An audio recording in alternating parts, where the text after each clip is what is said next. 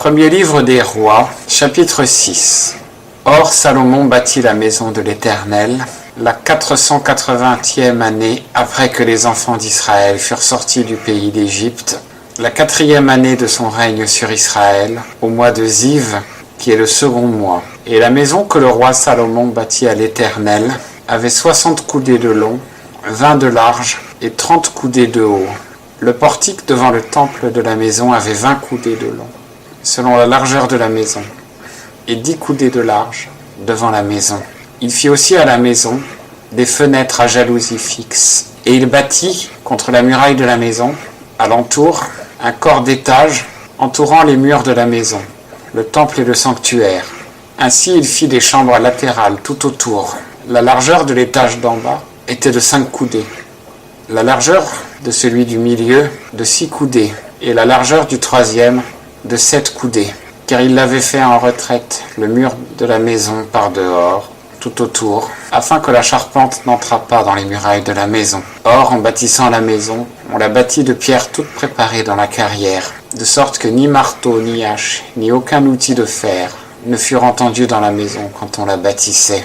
L'entrée des chambres du milieu était au côté droit de la maison, et on montait par un escalier tournant à l'étage du milieu, et de celui du milieu au troisième. Il bâtit donc la maison et l'acheva, et il couvrit la maison de planches et de poutres de cèdre, et il bâtit les étages entre toute la maison, chacun de 5 coudées de haut, et il tenait à la maison par des bois de cèdre. Alors la parole de l'Éternel fut adressée à Salomon en ces termes. Quant à cette maison que tu bâtis, si tu marches dans mes statuts, et si tu pratiques mes ordonnances, et si tu gardes tous mes commandements pour y marcher, j'accomplirai à ton égard la parole que j'ai dite à David ton père, et j'habiterai au milieu des enfants d'Israël, et n'abandonnerai point mon peuple d'Israël. Ainsi Salomon bâtit la maison et l'acheva. Il lambrissa les murailles de la maison, par dedans de planches de cèdre, depuis le sol de la maison jusqu'aux parois de la toiture. Il couvrit de bois tout le dedans, et il revêtit le sol de la maison de planches de cyprès. Il lambrissa aussi de planches de cèdre, 20 coudées à partir du fond de la maison, tant le sol que les murailles.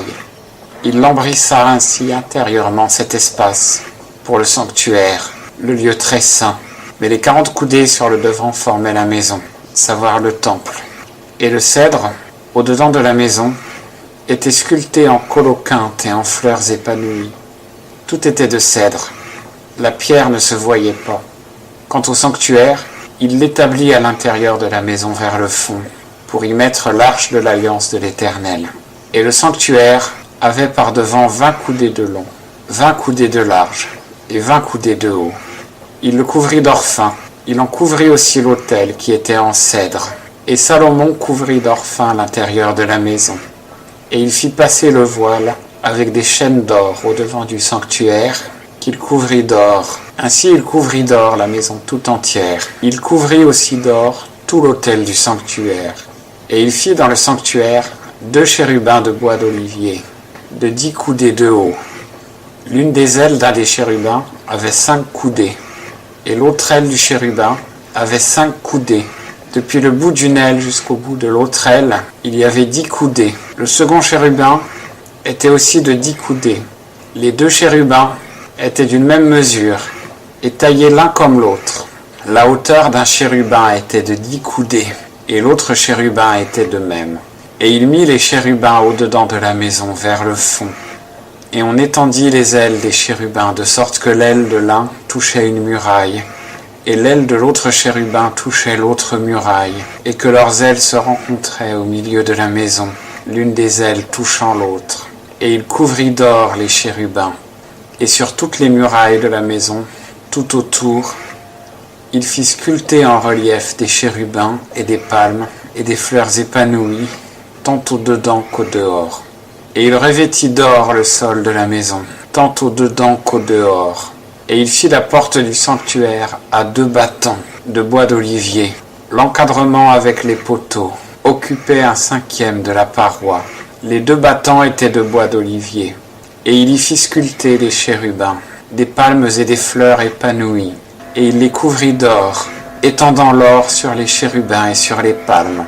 Il fit aussi pour la porte du temple des poteaux de bois d'olivier, d'un quart de la paroi, et 2 battants de bois de cyprès. Les 2 pièces d'un des battants étaient brisées, et les 2 pièces de l'autre battant étaient aussi brisées. Et il y sculpta des chérubins, des palmes et des fleurs épanouies, et il les couvrit d'or, exactement appliqué sur les sculptures. Il bâtit aussi le parvis intérieur de 3 rangées de pierres de taille et d'1 rangée de poutres de cèdre. La 4e année, au mois de Ziv, les fondements de la maison de l'Éternel furent posés. Et la 11e année, au mois de Bul, qui est le 8e mois, la maison fut achevée avec toutes ses appartenances et tous ses meubles. On mit 7 ans à la bâtir.